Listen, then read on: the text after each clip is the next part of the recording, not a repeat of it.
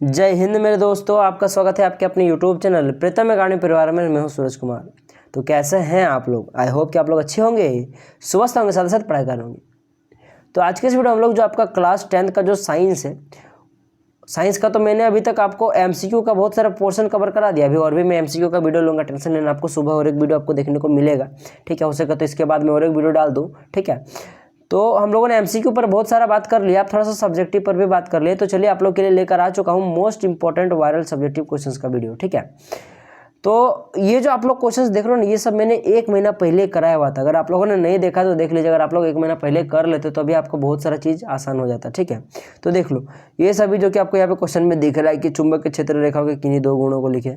तो मैंने बहुत अच्छा से इन डिटेल में सिर्फ 2 पूछा था, लेकिन मैंने यहाँ पे 4-5 कराया हुआ है, 6-7 पॉइंट कराया हुआ है। तो मैंने बहुत ही इन डिटेल में बताया हुआ था सब कुछ। मैंने ये सभी क्वेश्चन देख सकते हो, ये बहुत ही मोस्ट इंपॉर्टेंट क्वेश्चन है। ये सभी का सभी क्वेश्चन मैंने कराया हुआ था, ठीक है। शायद मैंने सेट 1 बोल के करवाया था, क्योंकि 1 महीना पहले की बात है, मुझे जैसे याद नहीं है, ठीक है।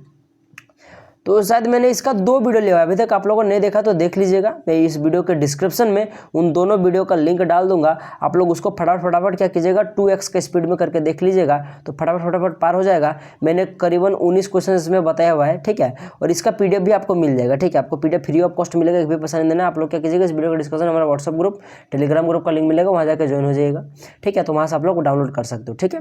बाकी नहीं मिलेगा तो आप लोग पर्सनल मैसेज हमें कर दीजिएगा, हम लोग आपको पर्सनली भी भेज देंगे, ठीक है। तो भाई साहब, इस तरह करके आप लोग तैयारी कर सकते हो। मैं इस वीडियो के डिस्क्रिप्शन में बार बोल रहा हूँ कि मैं उन दोनों वीडियो का लिंक डाल दूंगा, जिसको मैंने इन सभी क्वेश्चंस को जिस वीडियो मैंने बताया हुआ था, ठीक है। तो चलिए हम लोग आज के इस वीडियो को शुरू करते हैं। तो हम लोग आज के इस वीडियो में कुछ और मोस्ट इंपॉर्टेंट सब्जेक्टिव क्वेश्चन पर बात करेंगे।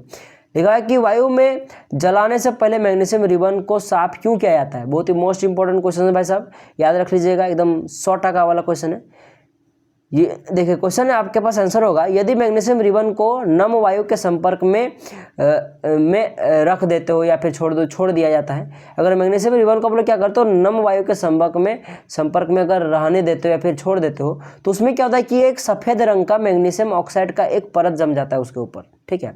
इसका मैंने आपको इसके लिए मैंने एक शॉर्ट वीडियो भी आपको बनाया हुआ था, ठीक है। तो आप लोग चाहोगे तो बोलोगे तो मैं उसका डिस्क्रिप्शन में उसका भी लिंक में डाल दूंगा, ठीक है। तो ये जो परत जो जमता है ना, ये क्या करता है कि मैग्नीशियम रिबन को जलने में अवरोध पैदा करता है, उसको जलने नहीं देता है, ठीक है। तो इस कारण से हम लोग क्या करते हैं, इस मैग्नीशियम रिबन में जो मैग्नीशियम ऑक्साइड का परत जमा है, उसको क्या करते हैं, रेगमाल से रगड़कर, जिसको सरेस पेपर भी बोला जाता है, से रगड़कर उसको साफ कर देते हैं, घिस के उड़ा देते हैं, और बाद में सिर्फ आपका मैग्नीशियम बच जाता है। तो उस मैग्नीशियम को जैसे हम लोग जलाते हैं तो आराम से वो जल जाता है। तो यही कारण है कि हम लोग क्या करते हैं, मैग्नीशियम रिबन को जलाने से पहले उसको एक बार रेगमाल से रगड़ते हैं, ठीक है। नेक्स्ट प्रश्न आपके पास लिखा है कि हम ऊर्जा के वैकल्पिक स्रोत की ओर क्यों ध्यान दे रहे हैं, यानी हम ऊर्जा के कुछ और नए स्रोत की ओर क्यों बढ़ रहे हैं, ठीक है। आखिर क्या जरूरत है।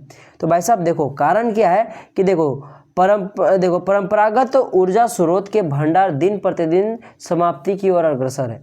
आप लोगों को पता है कि हम लोग अधिकांशतः जो हमें ऊर्जा मिलती है वो हमें परंपरागत ऊर्जा स्रोत से मिलती है, यानी कोयला से मिलता है, पेट्रोलियम से मिलता है, जो कि धीरे धीरे खत्म हो रहा है दिन प्रतिदिन। तो भाई साहब कुछ समय बाद ऐसा आएगा स्थिति कि वो पूरी तरह खत्म हो जाएगा, तो हमारा ऊर्जा का प्रोडक्शन खत्म हो जाएगा, बंद हो जाएगा। तो फिर हमें भाई साहब ऊर्जा तो चाहिए ना। तो फिर इसीलिए कि हम लोग का जैसे ही ये कोयला पेट्रोलियम जिससे हम लोग ऊर्जा लेते हैं ये खत्म हो जाए, तो भाई साहब ऊर्जा का प्रोडक्शन बंद ना हो जाए, उसके जगह पे हम लोग कोई दूसरा चीज़ यूज कर पाए ताकि हमें वहाँ से ऊर्जा मिल सके। यानी कोयला पेट्रोलियम को उसके जगह पे कुछ ऐसा चीज़ ढूंढ ले जो कभी ख़त्म ना हो, और साथ ही साथ कोयला जो पेट्रोलियम है उसी के जैसा हमें ऊर्जा मिल जाए।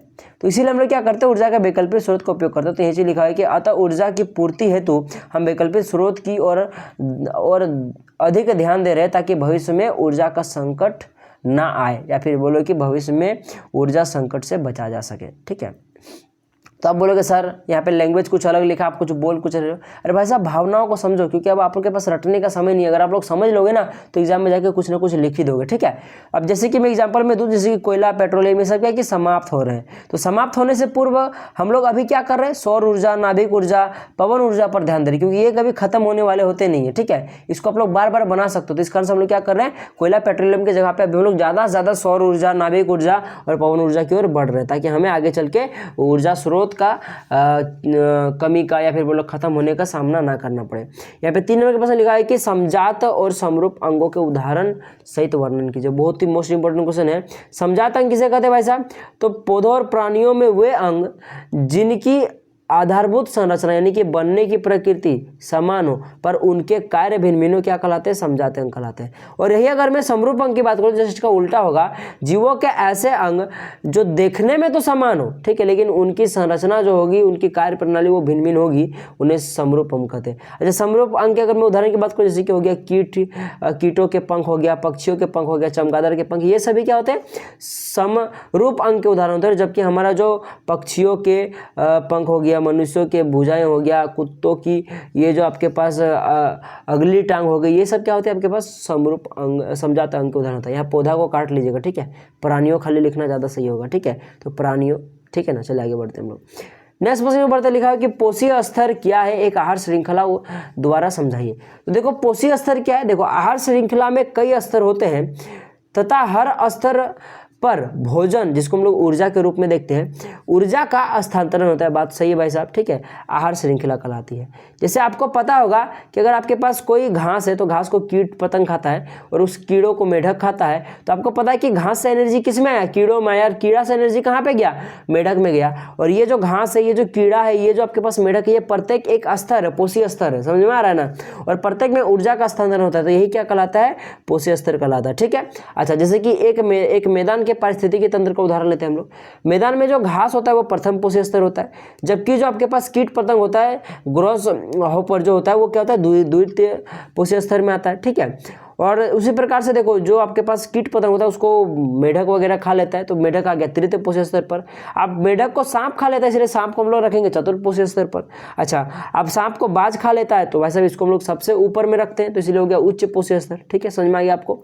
चलिए 5 नंबर के प्रश्न पर बढ़ते हैं। ये भी बहुत ही मोस्ट प्रश्न लिखा है कि ओजोन परत के अवक्षय के क्या दुष्प्रभाव हो सकते हैं। तो भाई साहब देखो, ओजोन परत का जो अवक्षेप हो रहा है, इसके ये बहुत ही तेजी से अवक्षेप हो रहा है, इसके कई सारे कारण हैं, पर मुख्यतः जो कारण है वो होता है क्लोरोफ्लोरोकार्बन, CFC, ठीक है।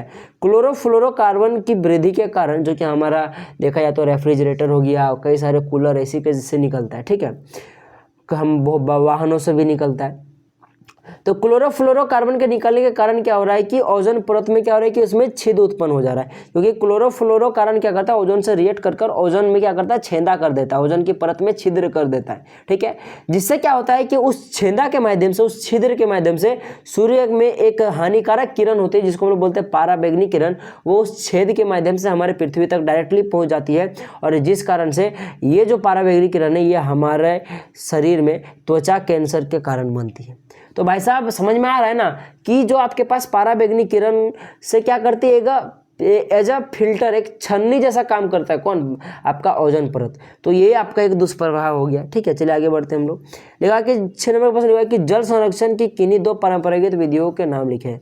तो आपको पता होगा खादीन हो गया, कुल हो गया, पोखरा हो गया, ये सब क्या होता है? परंपरागत विधियां हैं जल के संरक्षण का, ठीक है। उसी प्रकार से जल छानन विस्तृत तालाबों में, ये भी आपका एक हो गया, ठीक है। चलिए लास्ट प्रश्न की ओर बढ़ते हैं आज के इस वीडियो का हम लोग। यह है कि ऐसे 2 तरीके लिखिए जिनमें अजैव न्यूनीकरणीय पदार्थ पर्यावरण को प्रभावित करते हैं, ठीक है। तो भाई साहब अजैव न्यूनीकरणीय पदार्थ पर्यावरण को किस प्रकार प्रभावित करते हैं? तो देखो, ये जो अजैव न्यूनीकरणीय पदार्थ होते हैं ये बड़ी मात्रा में क्या करते हैं? पर्यावरण को दूषित करते हैं। जैसे खराब गंध निकलता है, दुर्गंध आता है, ठीक है, गंदगी फैलाती है। और साथ ही साथ दूसरे अगर पॉइंट की बात करें, देखो जैव न्यूनीकरणीय पदार्थ तरह तरह की बीमारियों को फैलाने का भी कारण होता है। बात सही है भाई साहब, फैलाने के कारक बनते हैं, ठीक है। इसमें पर्यावरण में हानिकारक जीवाणु बढ़ते हैं। और भाई साहब देखिए क्या होता है कि देखिए ये जो आपके पास अजैव न्यूनीकरणीय जो पदार्थ होता है, यहाँ पे आप लोग यहाँ पे अजैव कर लीजिएगा, ठीक है। तो ये क्या होता है कि ये जल्दी से सड़ते गलते नहीं, ये पर्यावरण को दूषित करते हैं। तो जिस कारण से क्या होता है कि ये गंध देते हैं, दुर्गंध करते हैं, कई सारे जीवाणु, कई सारे बैक्टीरिया फैलाते हैं, और इस कारण से क्या होता है कि अलग अलग तरह का बीमारियाँ फैलती है, ठीक है। तो हम लोग आज के इस वीडियो में इतने करेंगे, ठीक है। आप लोग बोले सर सिर्फ 7 क्वेश्चन कराएं, अरे बाबा 7 क्वेश्चन तो कराएं, पर इससे पहले देखो 19 क्वेश्चन मैंने और कराया है, तो 7 और 19 कितना हो गया? टोटल 26 क्वेश्चन हो गया आज के इस वीडियो का, समझ लीजिए आप लोग, ठीक है। तो पर वीडियो को देख लीजिएगा आप लोग, नहीं देखे तो ठीक है, और चैनल को जरूर सब्सक्राइब कर लीजिएगा। इसी प्रकार से मैं आपको और भी कई सारा वीडियो दे दूंगा, आपका एग्जाम में अच्छा नंबर आएगा, आपको टेंशन लेना, ठीक है। तो मिलेंगे अगले वीडियो में, तब तक के लिए जय हिंद, जय भारत, और आपका दिन शुभ हो।